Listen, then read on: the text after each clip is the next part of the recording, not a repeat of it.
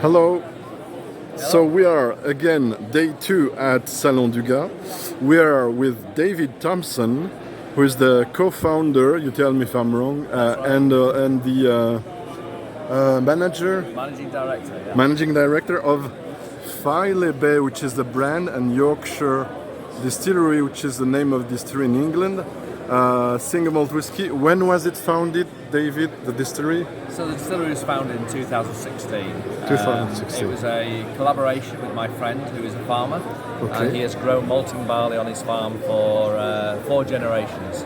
So the collaboration started because he was wanting to use his barley rather than send it to Scotland to make Scottish malt.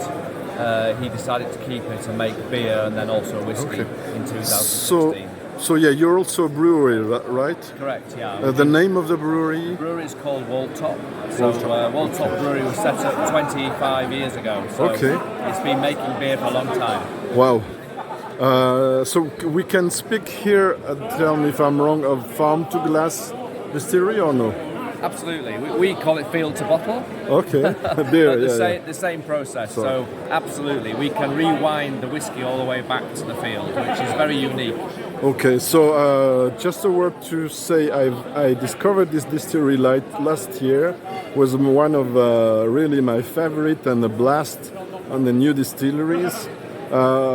This is, along with Cotswolds, I think one of the most interesting and very, and now I miss my words, genuine and trying to do things right distillery, in my opinion, just my opinion. I also love, I have to show you the gorgeous packaging, the design. Do you know the person or the agency responsible for the design? Absolutely, yeah. I mean, a lot of the designs came from our own input, and we engaged with several local designers and also the glasses made in Yorkshire also. So everything you can see in front of you is actually made in Yorkshire, including the whiskey. Okay. So before we go into what's available for the French market, can you tell us a bit of your process, which is very originally displayed on your bottles with all your boxes, which I like. Maybe showing. Yeah, absolutely. So it's double distillation, but let you explain the very special. So it's quite informative on the box. As you can see, we're growing the barley. We also have wind power to actually generate the power to make the beer. So basically we are growing and then milling and fermenting all on the farm. Before you go, sorry, the fermentation, how much is time? Fermentation is typically 74 hours. Okay, so rather long, we can say. Not the longest, but rather long. Rather long. So we're trying to generate a lot of fruit esters in the fermentation process. So we use 2 types of yeast. That's why my next question. Bravo. So we use fermentus, which is a sort of a wine champagne type yeast. Ah, that's interesting. And also, so another thing in common with Loch Lomond, maybe. There you go. Along with the stills. Yeah. Okay. And we also use a Mari yeast, which is actually made in Hull, in Yorkshire again. Oh. So we have a Yorkshire yeast. So you're really yeast. local. Yeah. Kudos to that, because a lot of distilleries claim to be terroir, but as a matter of fact, their yeast is not from the terroir. Yeah. The casks are not. Also, you use other countries' casks, but I mean, they cannot claim everything. The barley, etc., is from local place. There, you can claim that. So that's really cool. I think it's important we plant the seed in the ground. So not many distilleries plant the seed. So we are very, very much field to bottle. Go ahead, please. So then you can see here we've got 2 traditional Forsyth pot stills. So we have a wash still that's 5,000 wash on the litres. left, okay. And we have a spirit still which is 3,500 litres. But we also have this column. Very unusual, This is unusual. And we have a little valve here so we can turn the column on or off. So 6 months of the year we have it on. So we have the pot and column. And we make a very light, fruity, new make spirit. And 6 months of the year we turn it off and we just have the more traditional spirit, which is a bit oilier and a bit heavier. So does it mean you're going to mix the two to obtain your final product or not? Absolutely. So typically, your flagship would be 50% pot and 50% column. Fantastic. This is a core range. Sorry to interrupt. Core range expression. I bought and I already talked about it. I'm going to do a special review about it on my channel. This comes across a lot cereal oriented, but quite balanced with a nice thing coming from the cask. You told me yesterday that the more the years go by, your second time you're here, even in the core range, the cask is going to get older. The ones that are going to be picked for the expressions are going to be older. So this year we're up to 6, 7 years. So 6.5, 7 years nearly. So everything will get older. We only bottle and sell 25% of what we make. So everything else is getting older. You're keeping... Oh, I didn't know that. It's very interesting. I'll let you finish the production process and we'll get to the... So as I say, we have two styles, and Flagship is 50-50. And then we have obviously different maturation of casks all on site, and all the bottling is handled on site as well. You mean you have a cooperage as well? No. We have a cooperage partner who comes and helps us with the mending of casks. So we do pretty much everything we can based in Yorkshire on site. So the Flagship is the DNA, and this forms the base for all the finishes, of which we've got IPA finish, which is a beer from our own brewery. Yeah, I tasted yesterday, and what I really like, I'm going to say it again, what is fantastic with this distillery is the way, the care they make about everything and the balance they found, even in the most, in theory, potentially overpowering wines and stuff.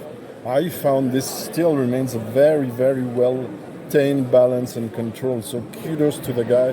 Who does that, the blender? So the blender is a guy called Joe Clark, and he's been with me from the start. So you gotta shake this man's hand for me and say congrats. Yeah, absolutely. Because I'm really amazed at what he does. Yeah, and the beautiful thing about this is the barrel is emptied and filled on the same day, so it's a very fresh, wet cask, very unique. Thing I forgot to ask is how many casks shall we think there is for, let's say, for the Flagship and maybe for a few others per year? Per batch. How many casks are involved in a batch? So there's 16 casks in each batch of Flagship. Wow. So this is our biggest bottling, which typically could be 12,000 bottles, something around that sort of area, depending on the time of year or the market. So typical batch size is 6,000, but we can double that up to 12,000 if we need to. These sort of batches are very similar, so these are also 6,000 bottles. The IPA. We got also the Moscatel, again very, very delicate imprint of the wine on the final result, in my opinion.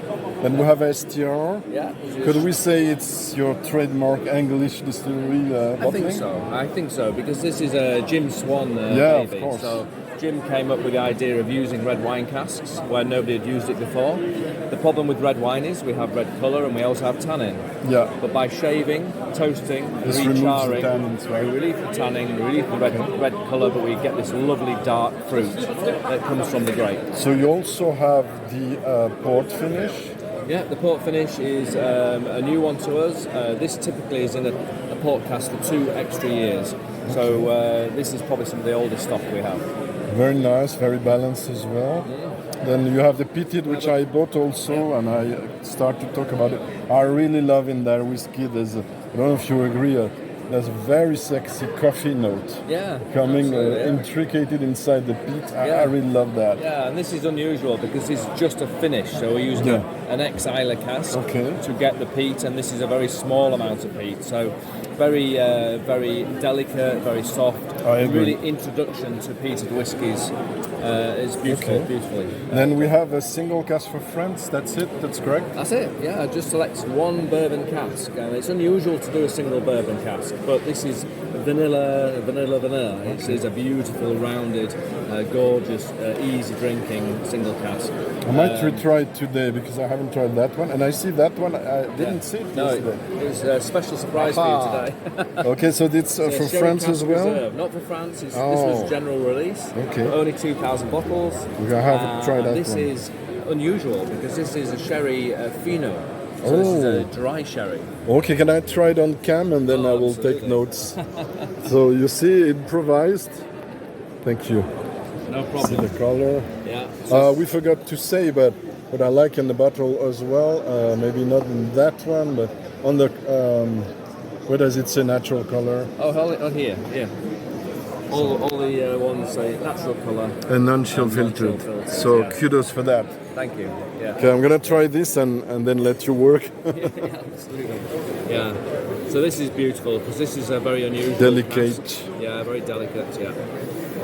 So everything I tried so far, I don't know if you agree, is there's a question about there's not a question. There's a necessity about keeping balance into things and having something staying delicate, whatever finish or type it is. Are you agree? Yeah, I mean, I totally. This is what I like I lot think here. What you get with a lot of whiskies is the cask can overtake the spirit, and for us, it's all about the spirit. So you never let the cask dominate.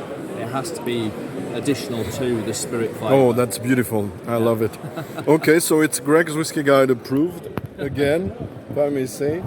David, I'm going to let you finish to work with the audience, which I kind of stayed away because of that.